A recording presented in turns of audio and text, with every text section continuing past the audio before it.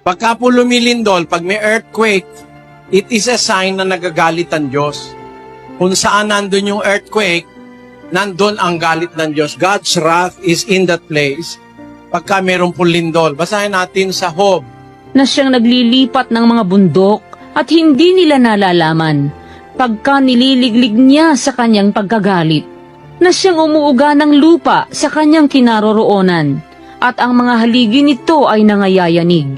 Ang mga haligi ng lupa nayayanig pag nagagalit ang Diyos. Kaya po pag lumilindol, it's a manifestation of God's wrath.